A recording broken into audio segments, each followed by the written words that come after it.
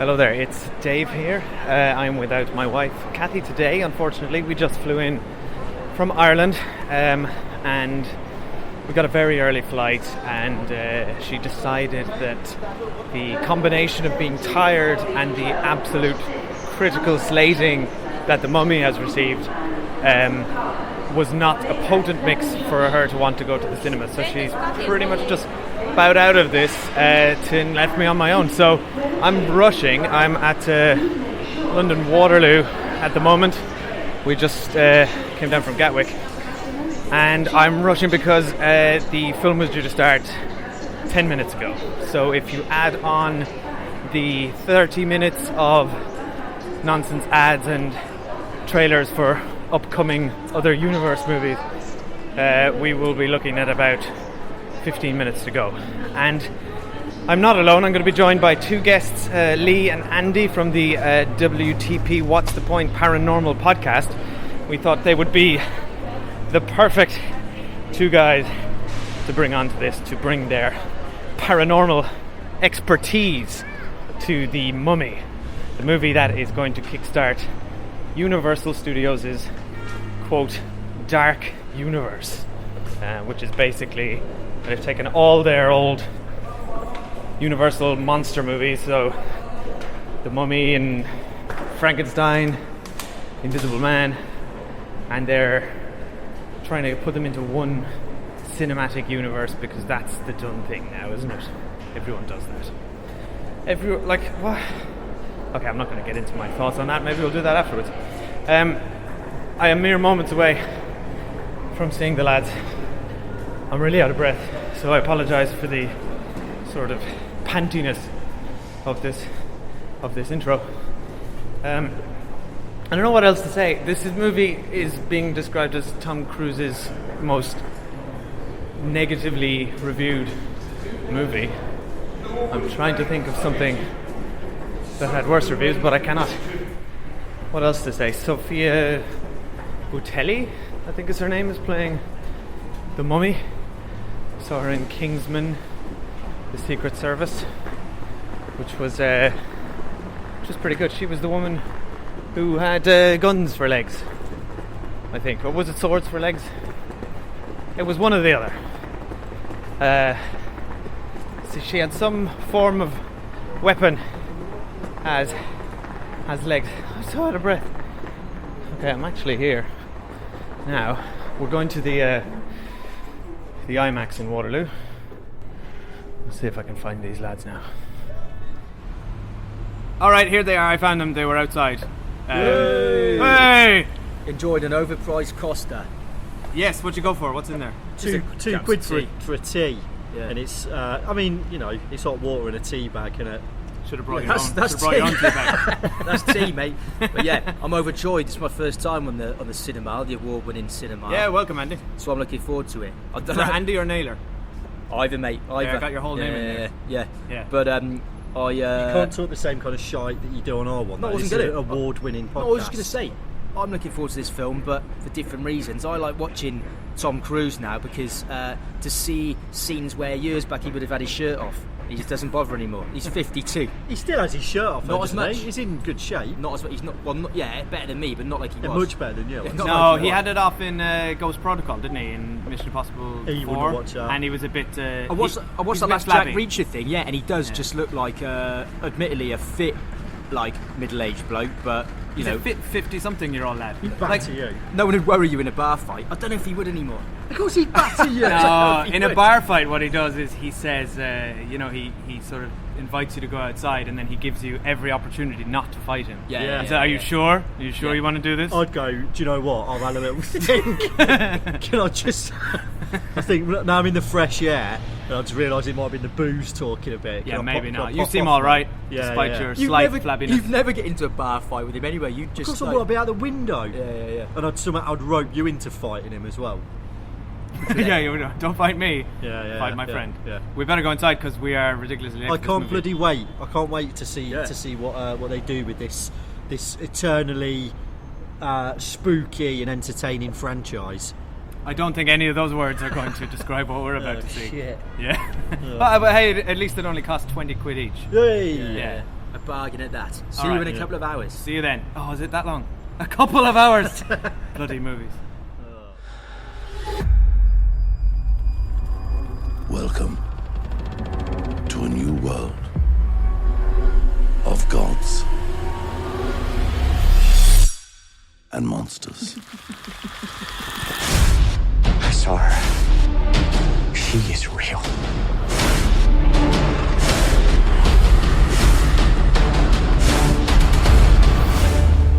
Please meet Princess Amenet. She will claim what she has been denied.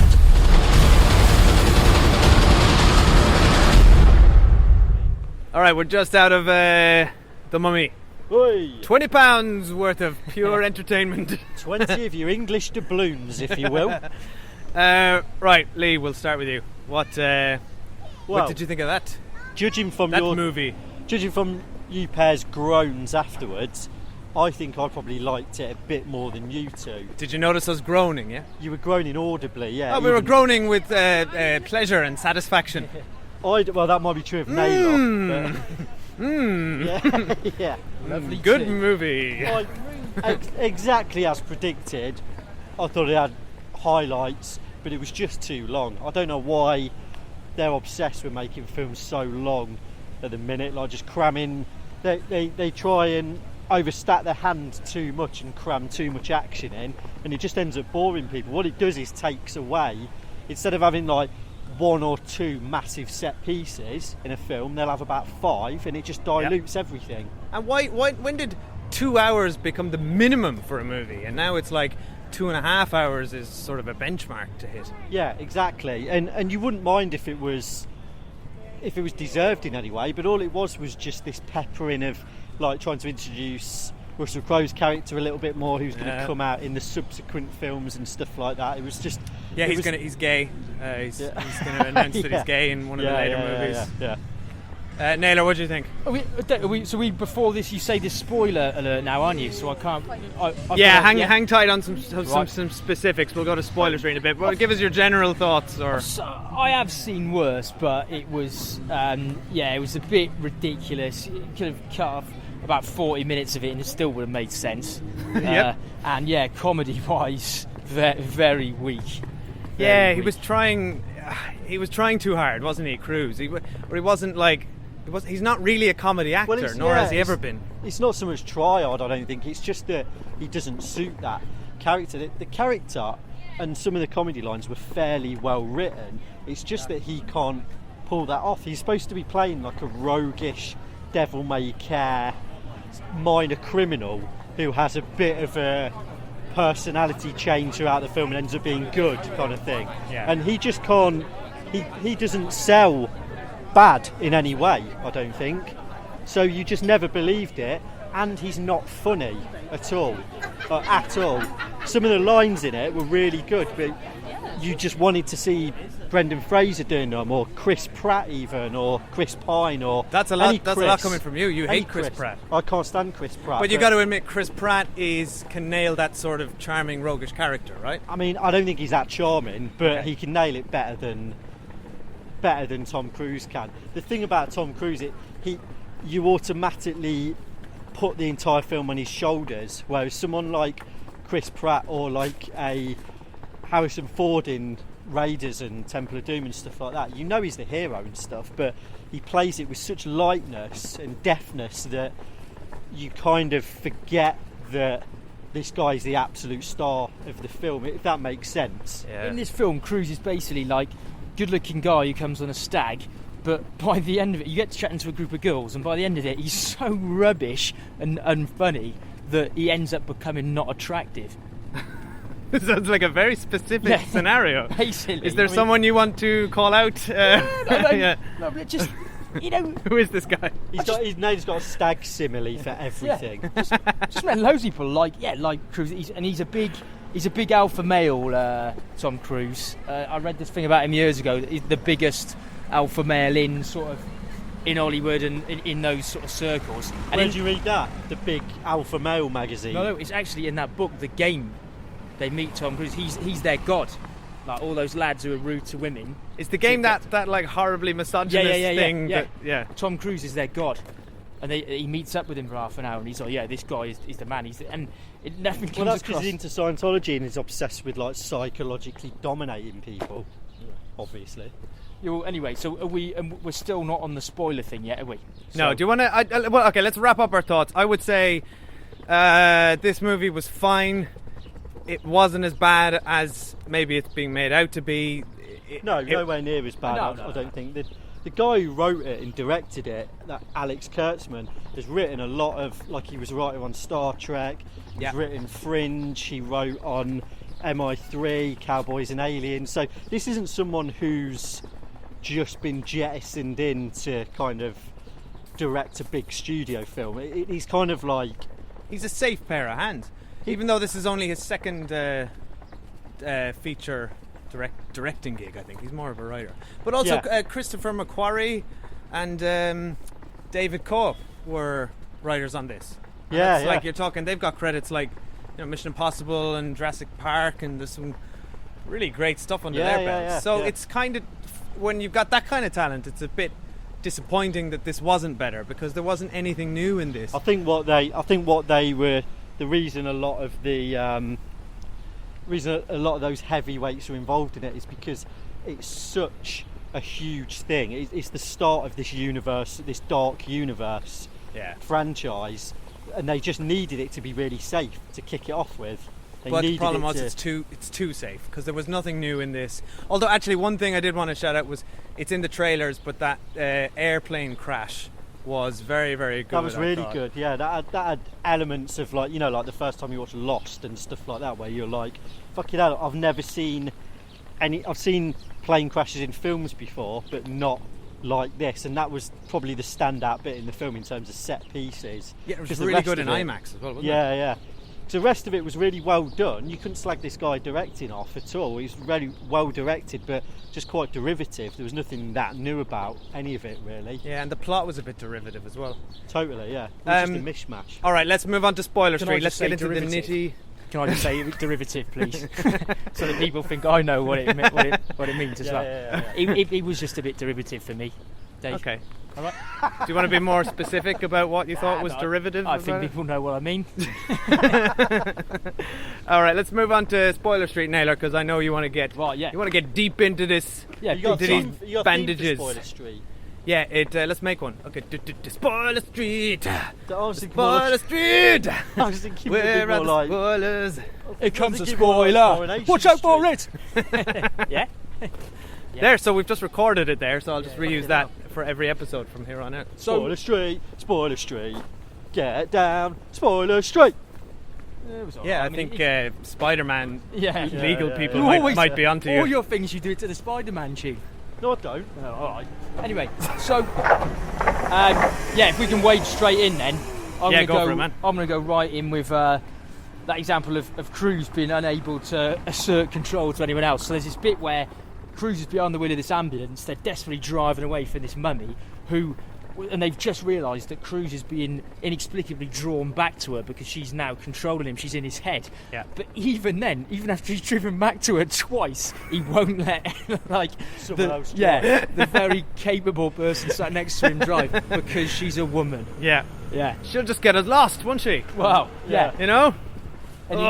Bloody women. See, this is what we can get away with now, and Cathy's not here. Yeah. We can let all our hardcore machismo out. Always getting lost and Go on. and I can't think of a single sexist thing to say. They're so beautiful and intelligent. What else is sexist? What else is sexist? Yeah. Well, let's not get into this.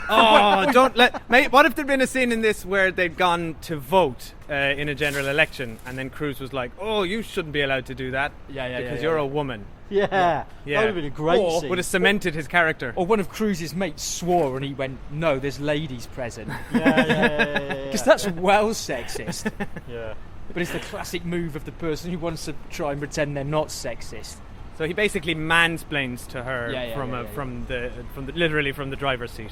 And then it goes on. It just gets worse, and there even from then on, he's just obviously just struggling with everything, but just desperately just trying to fight his way out. Which, the god of death is a hard person to take on.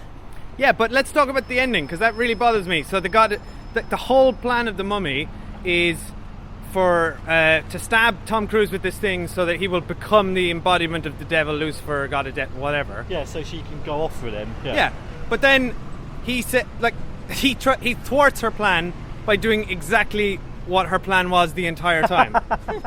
Well, I mean, it's quite a novel playbook, isn't it? You weren't expecting that. He wasn't expecting that.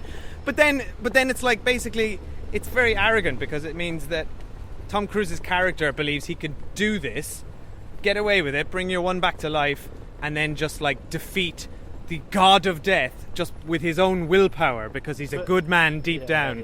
But I think there was nothing not arrogant about his character in that film. I don't think that was a shock at all that he'd do that and assume.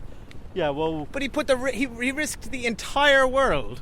There was nothing noble about what he did. It was foolish. No, if anything, Russell Crowe's plan made more sense, to just kill him, one man.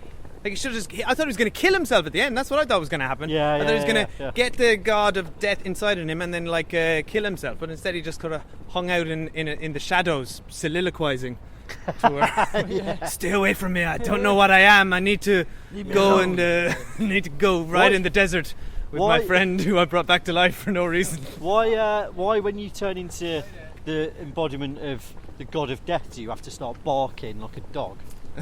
I don't know what I am. It's like Exhibit. No, DMX. Oh, DMX. sorry, DMX. Yeah. Shout out X. Yeah, man. I don't know. It wasn't. We've run out of things to say. I could say dead air.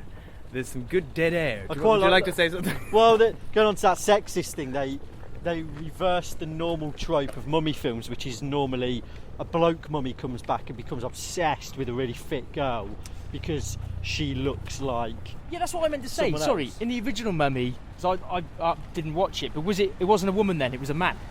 It was Rachel Weisz in the 99 one, wasn't it? Oh, sorry, she was the one that the mummy becomes obsessed with because she looks like his girlfriend from back in the day, wasn't that it? Yeah, well, it was a spoiler for the 1999 movie, The Mummy. And also a spoiler for the 1933 Mummy. Is it 1933? 1933 Mummy. That was basically the same thing. So he wasn't.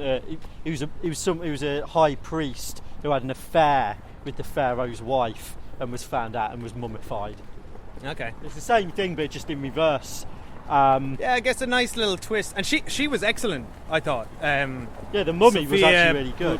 Butelli or whatever her name is. But the irony of that kind of reversing of that trope to give it a more 21st century women empowerment kind of thing is that the rest of the interaction with Cruise and the other female lead was so sexist. She was just like a Fay Ray. She was just screaming all the time. Yeah. Even her. So normally, if you have a strong female lead who isn't physically as big as Cruise, and let's face it, who would be, man or woman? Yeah, old Logan would have struggled being as big as Cruise in this. They normally then trump them in terms of intelligence, which she does for a bit, but then what happens is they roll out Russell Crowe, who takes that mantle of the wise, sagely old professor and becomes the brains of the film, and then she's just left to just get her top wet and be rescued by Tom Cruise. And that's actually a fair point, actually. And for no reason, on the plane, there's enough tension on there anyway. They have a really little shot of her T-shirt coming up when she's putting her bag away. Yeah. Cruise has a little look at her stomach, which it's that was like a Michael Bay kind of thing, wasn't it? Nice stomach, but it's a bit like. I mean, it wasn't nice. It's a bit leery. Come on. That plane thing actually brings up a point I was thinking of, which is so they discover this sarcophagus that's buried in Mesopotamia for 5,000 years. They've got it on a plane, which is a small army jet.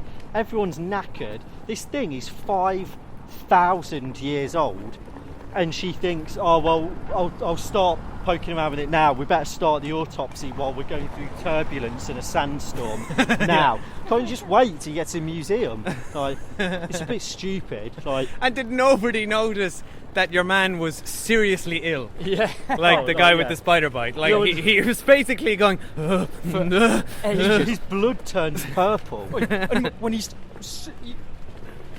be really, really alarmed straight away when someone started to try and hack into a coffin. You wouldn't just go, yeah. Oi, what are you doing? Come on. Yeah. Hey, what are you doing there? And then, he was kind of a pointless character, really. They kind of introduced him as this. Oh, he was so annoying. He was the, there was a lot of that My Friend comedy that we talked about in the Great Wall episode. What sort of decorated soldier as well starts shouting, "Oh my god, I'm going to die, I'm going to die, I'm going to die," when he's running through a village. I mean, like, fair enough, I wouldn't be able to do it, but that's why I would never join the army. Yeah. I kind of wanted to... Very unprofessional. I think he was annoying because he disappeared and then just popped back up a bit. I don't know, but I suspect if you look at the shooting script or what they shot of that, I reckon he was probably a much bigger character and he ended up on the cutting room floor, because he seemed very much like a character that Cruise would have interaction with all the way through. He was a bit like Jack in American Werewolf in London, his mate who gets killed. Yeah, and then so I was thinking about that. To him all the way through. I reckon that should have been a much bigger character, because it was one of the only kind of slightly... Well, he wasn't novel. Well, he's a comedy actor, that guy, and he kind of pulls that off better than Cruise does. Yeah. But you're right, that it very much reminded me of that. And most of this film reminded me of other better films, which is the problem. It's almost like you could say it was derivative. Oh, yeah. Yeah. I don't know what you think about that, Naylor. Yeah, I mean, I was just thinking it was, for me, just the height of derivativeness. All of it. Yeah. All right, anything else to add, lads? I quite like Russell Crowe doing his Jekyll and Hyde thing. Bit of a cynical... Bit pointless though, isn't it? I mean, what did it add to anything except... It's just a setup, isn't it? It kind of assumes knowledge from the audience of what he is, doesn't it? Because he doesn't explain it that well. But he did end up having a good fight with Tom Cruise, which is... It's good to see a really overweight Russell Crowe fighting a 52-year-old buff as fuck Tom Cruise. Did you think he was going to turn into the Incredible Hulk or something? He just kind of went a bit veiny and had a Cockney accent. Yeah, he just went Cockney. Went full on Ray Winston, yeah. And it was a bit dodgy, let's face it. Russell Crowe's not the best at accents. No, I think he's proved that. People must just be scared when they turn up, because he must know, for someone so famous for not being great at accents, he must be really aware of it, but he just doesn't give a shit. So I reckon he must just turn up on sets and go, "Yeah, I'm going to do a Cockney accent for this, mate," and they just go, just let him do it. Just let him do it. That goes across the board for these lads who've smashed it in, because a load of them are piss poor. I don't know why they don't just say to all of them, like, "Please, just I know you're supposed to be from here, but don't worry. Just speak as you always would." Because just be Australian. Yeah. Otherwise, it doesn't really matter, and it's going to sound ridiculous. Let's have an Australian Jekyll and Hyde. Yeah. He could New Zealand Russell Crowe. No. Maybe he is. Is he Kiwi? Is this one of those? I think he's a Kiwi. Yeah. Oh right. Okay. So he could have been an Australian Mr. Hyde and Kiwi Dr. Jekyll. Yeah. That'd be some real subtlety. That would have been quite subtle. Yeah. All right. Certainly more subtle than like Prince Charles, Dr. Jekyll, and then Ray Winston in an iron lung having difficulty breathing. It's Mr. just so Hyde. obvious, isn't it? The Cockney criminal and the upper class. This is the to bloody be, Tory agenda, strong and alive in Hollywood. I'm just going to leap in there and just say, like, that is how it was written in the original book. So, I mean, they might just be following it. Oh, you think you can just come in here with your actual knowledge of literature, make us look like idiots? No. I didn't really ask you guys anything about the paranormal side of things, which was the whole purpose of you coming on this podcast. So I mean, I don't really know much about the paranormal anyway, so that was fine by me. Well, Armunette, which is the woman who is the main protagonist in the film, she was one of the 8 original gods from ancient Egypt, which was before the new classical gods came in, like Amun-Ra and all those people who we know, like the people with the falcon heads and stuff like that. Oh, so yeah. she's like Old The ones from Stargate. Yeah, exactly. Yeah. So she's like Old Testament Egyptian. Wrath like, of God type yeah, stuff. Yeah, like Tutankhamun and all those lads. They would have thought that she was out of date. That's how, like, even in ancient Egypt, she was out of date. That's how mental this. So this was real old school. That's just how stuff. ancient she is. But she wasn't mummified because she was a demigod. But they just amalgamised certain characteristics of it. But certainly all the mummification scene was fairly accurate. Like there's a lot more steps to mummification than it showed in the film. But it'd be a bit boring if you just showed loads of people constantly putting glue onto linen cloths and then wrapping someone up. But that seems to be quite consistent as well, that they have links with beetles and spiders and stuff. Like, where do all those spiders come from? All of a sudden there were like 10,000 spiders come out from a cave which hasn't seen the light of day for 5,000 years. Yeah, it just needs a good clean out. You've never not lifted up a flower pot? Of course, there was millions of them in there. Yeah, but there's no. Where are they getting the food from? Bugs, smaller bugs. Yeah, but where are they? What are they living on? Even smaller bug, microbes. It's a cavern underground. There's probably some lichen down there. There's no sunlight. Okay, There's someone put a lot of cheese strings down there in a bag. That would work. That's how I want to be buried. That's going in my tomb. What, a hieroglyph of a cheese string? Well, you're going to want a few snacks on the way to the afterlife, right? Oh, you would do, yeah. You really, really would do. Big time. Right, it's getting properly windy here. I think we Really wrap windy, this up. Yeah. Lads, tell us where we can find What's the Point Paranormal Podcast. You can find us on iTunes. Just search WTP Paranormal. Find us on Twitter at WTP Paranormal, and you can also find us on SoundCloud. Please download, subscribe, and leave us a rating on iTunes if you like our shit. We're doing another podcast about the mummy in a minute, which will go. What you'd say would be a nice counterpiece to this one, would you? I know we've not. Yeah, done it I yet, hope we but- don't repeat ourselves because I'm going to be on that as well. Yeah. So Well, go- we're going to go more into the paranormal element of it, and this is more of the kind of the film 2000 side to it, isn't it? Yeah. Yes, the film 2000. That's how old That's I how you am, describe yeah. us. All right. Yeah, nice one. Thanks very much for having me on the Cinemile, Dave and Cathy. Yeah, thanks for coming, It's been Nana. a treat. Yeah. Sounds It's like not a wedding message. Hi guys. Are you going to Brilliant send us a thank you Yeah, card? good luck. Yeah, no, of course I will. Yeah. Good, because we expect that of all our guests. Yeah. Fucking hell. So yeah. it's the minimum requirement. Fix up if you're ever on the Cinemile again as a guest. Yeah. No, we'll definitely have you back, lads. Thanks for coming. Yes. And we are at the Cinemile on Twitter or thecinemile.com, and do everything that Lee said for their podcast. Do the same for our podcast. Yeah, or So else. you've got a busy day ahead of you. Just go do all those things. Thanks for listening. Cathy will be back next time. Normal service resumed. Yeah, don't worry. Well, I think basically we'll just do the films that Cathy doesn't fancy, shall we? Yeah, which is turning out to be the way this summer is going.